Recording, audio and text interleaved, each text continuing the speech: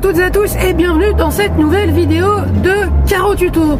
Écoutez, nouveau projet, on va réaliser une douche. Alors qu'est-ce qu'il y a d'un petit peu particulier? Bah écoutez, c'est qu'on va inverser un petit peu les rôles avec le plombier aujourd'hui. Pourquoi? Tout simplement parce que je vais devoir enlever des faïences au-dessus d'une baignoire. Cette baignoire va être remplacée par un bac à douche et je me suis mis d'accord avec le plombier. Vaut mieux que j'intervienne en premier pour enlever les faïences, tout simplement pour ne pas abîmer le bac. Au moins si j'ai 2-3 carreaux qui tombent sur la baignoire, même si je vais énormément faire attention puisqu'il faut encore qu'elle puisse être praticable ce soir, j'enlève les faïences et je vais commencer une première passe, voire deux, de ratissage pour avoir déjà mes murs qui sont prêts à carreler.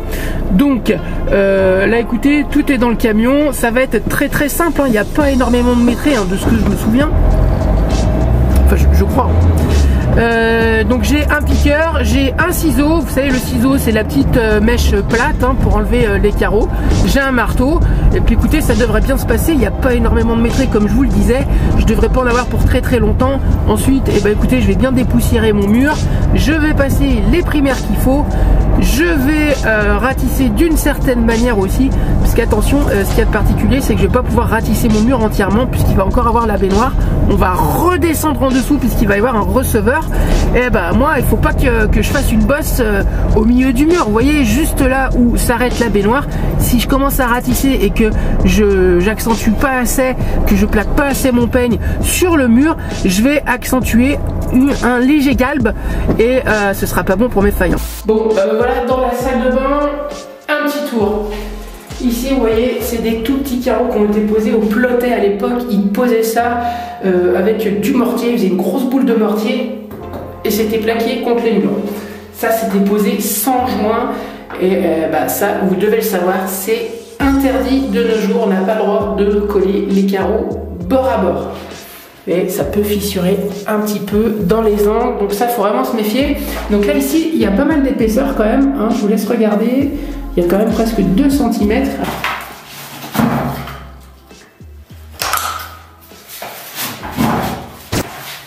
L'arme lourde.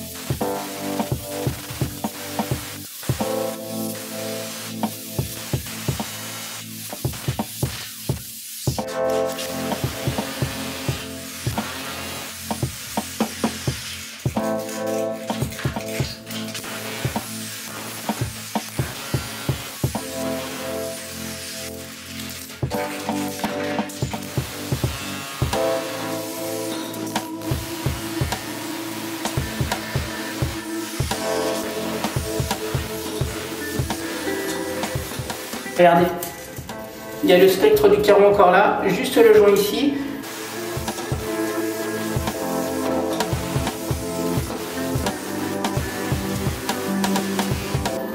Vous avez compris pourquoi je préférais d'abord le faire sur la baignoire plutôt que le bac. On a quand même des bouts comme ça qui tombent, ça aurait été dommage quand même.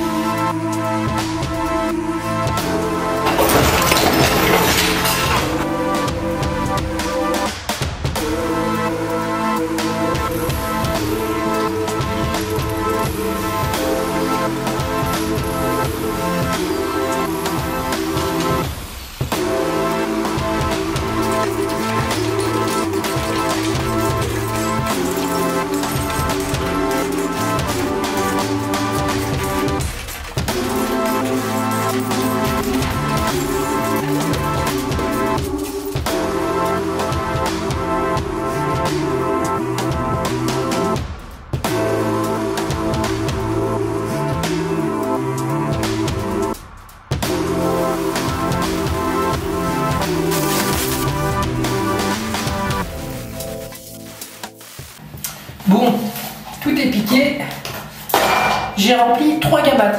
Maintenant, ce qu'il va falloir faire, c'est vérifier toutes les périphéries et on va enlever un petit peu les surplus. Alors, on va prendre quoi? Il est où? Pardon pour le bruit. Je vais prendre ça et je vais vérifier, vous voyez, toutes les périphéries là. Parce que tous les surplus de peinture, même ça peut vous gêner pour ratisser. Ça peut vous rajouter des épaisseurs. Donc ça, avec la spatule.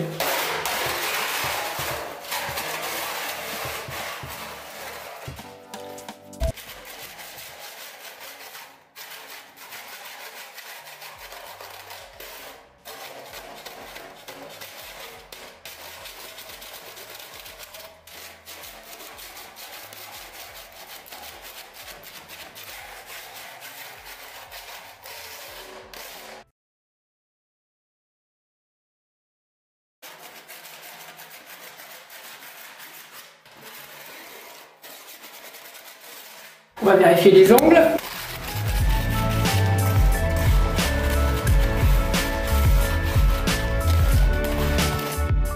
Maintenant, c'est l'heure du primaire d'accrochage. Je vais le passer avec une grosse brosse, tout simplement parce que j'ai beaucoup d'irrégularités. Je vais passer le primaire pour favoriser l'accroche de l'enduit. Alors je vais utiliser un petit peu de PF3 et je vais même utiliser un petit peu de colle à carrelage suivant les endroits. Donc ce primaire d'accrochage, il est fait pour tous les supports, notamment tout ce qui est support poreux comme les dalles. Alors pourquoi les dalles? Là on n'est pas sur les dalles, mais on est sur du mortier. Et puis ici sur tout ce qui va être plâtre, résidu de plâtre. C'est ce que j'ai ici sur ce côté-là. Donc il me fallait quelque chose qui fasse les deux surfaces, ce qui est le cas avec ce primaire là.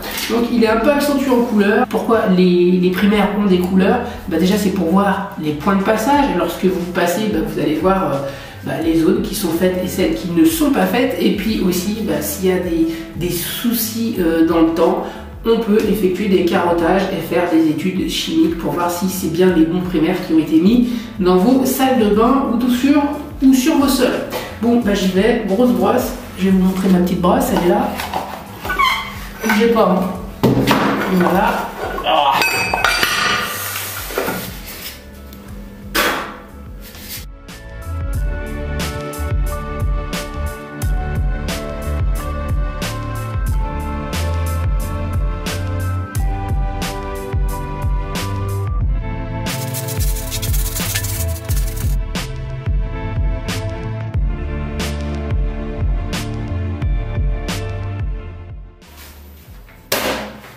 Dernière étape maintenant, on va rattraper tous les murs, on va les ratisser. Alors en une ou deux fois, je pense que ce mur-là il y aura besoin de 2 fois. Seulement ce mur-là en fait, il va pas être carré directement. On va poser en fait une plaque luxe. Le plombier va poser une plaque tout simplement pour pouvoir faire les saignées à l'intérieur et faire arriver l'eau, monter eau chaude, eau froide juste ici. Ça, c'est une méthode qui est souvent employée maintenant par les plombiers, surtout lorsqu'on a des murs qui ont beaucoup de contraintes. Là, on est sur des carreaux de plâtre. Ça peut fragiliser le mur si on fait des saignées comme ça. Donc, moi, j'ai essayé de faire comme j'ai pu pour les enlever sans trop faire le trou. Bon, ça fait partie de la chose. Là, je vais quand même les reboucher avec de la PF3. Et puis, je vous en parle juste après de la PF3. Et puis, ensuite, une plaque luxe qui va être posée à la bonne hauteur, à la bonne largeur, et puis moi je viendrai carreler par dessus. Donc ce mur là, s'il n'est pas ratissé super propre, c'est pas bien grave, le plombier va recoller quelque chose dessus. Voilà. Ici je vais ratisser, mais il y a surtout cette zone là à rattraper. Ici il y a quand même l'épaisseur de colle, mais cette épaisseur de colle elle n'est pas là-haut, donc je vais quand même la rattraper aussi sur sur une légère hauteur, puisque là ici on carle pas jusqu'au plafond, on carle jusqu'à peu près 2,15 m, 2,20 m en fait. Il faut tout simplement que je démarre avec un entier en bas sur le bac et que je finisse avec un entier. Et ensuite la paroi de douche va venir à mi-hauteur ou à un petit peu moins qu'à fleur quand même. C'est plus joli, un petit peu moins qu'à la hauteur finie du carrelage. Alors PF3, colle enduit.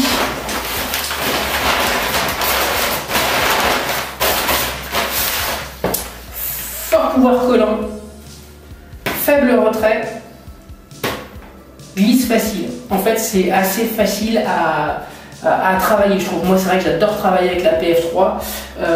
C'est pour coller des carottes plates, rebouchage, garnissage, lissage et jointoiement. Enfin, on peut faire vraiment pléthore de choses avec. On peut coller par exemple les habillages de baignoire, faire le montage avec. Bon, par contre, tout ce qui va être bande d'armature, c'est à coller à la colle à carrelage. Hein. Mais par contre, c'est très puissant et ça se travaille quand même un petit moment. Et c'est quand même très costaud lorsque c'est sec. Donc moi, c'est vrai que j'adore travailler avec ça.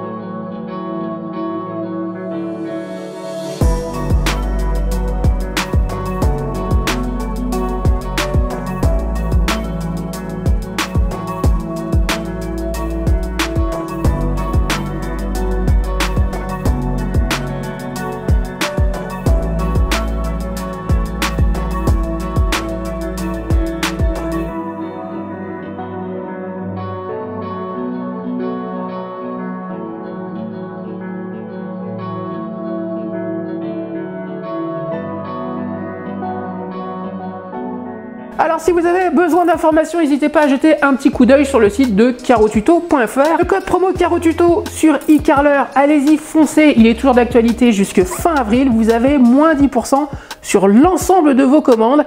Et foncez, vous allez le voir, les livraisons sont rapides et vous avez toujours un petit cadeau dans les paquets. Et en description de vidéo, vous allez toujours avoir les liens des différents produits que je vais utiliser dans la vidéo, mais aussi et surtout les petits t-shirts rock'n'roll Carotuto. J'espère que cette vidéo vous a plu. En tout cas, je vous remercie encore pour tous vos partages, tous vos retours, tous vos commentaires.